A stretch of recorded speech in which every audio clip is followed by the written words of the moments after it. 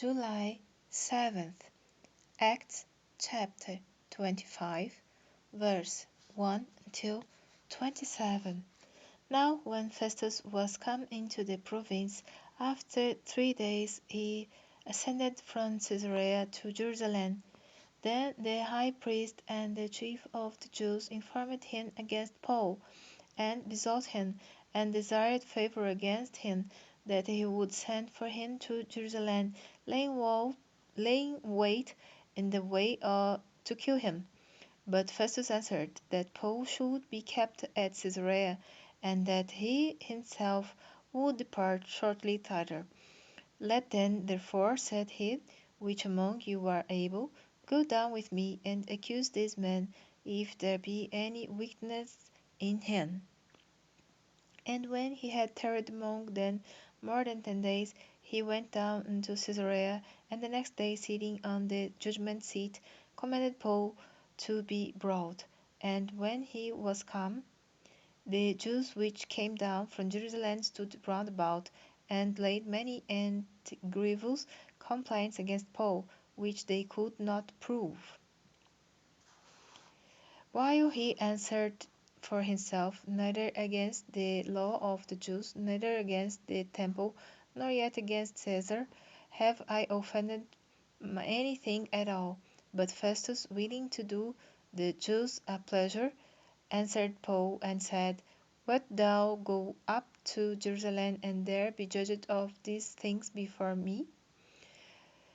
Then said Paul, I stand at Caesar's judgment seat, where I ought to be judged.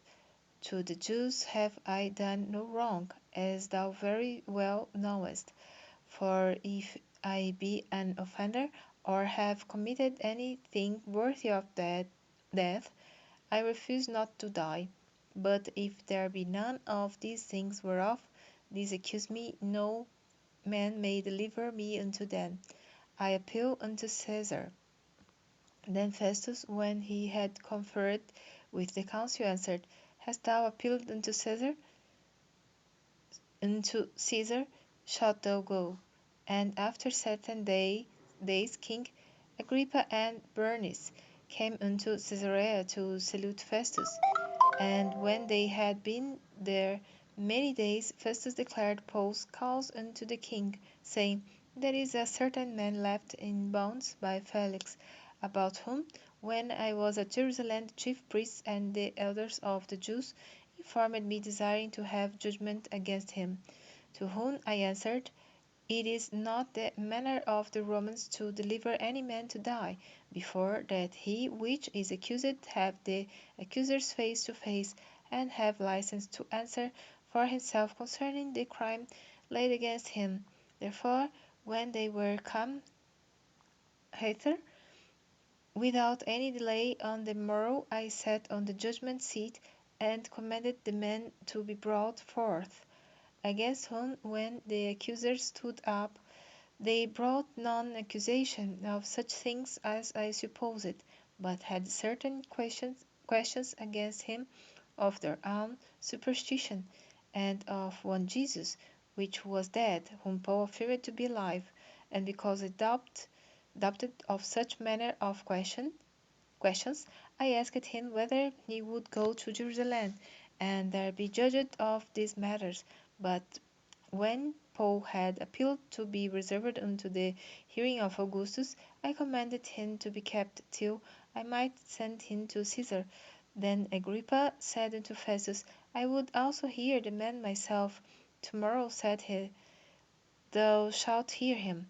And on the morrow, when Agrippa was come, and Bernice with great pomp, and was entered into the place of hearing, with the chief captains and principal men of the city, at Festus' commandment Paul was brought forth. And Festus said, King Agrippa, and all men which are here present with us, you see this man, about whom all the multitude of the Jews have dealt with me, both at Jerusalem and also here, crying that he ought not to live any longer. But when I found that he had committed nothing worthy of death, and that he himself hath appealed to Augustus, I have determined to send him. of whom I have no certain thing to write unto my lord. Wherefore I have brought him forth before you, and especially before thee, O King Agrippa, that after examination had I might have somewhat to write.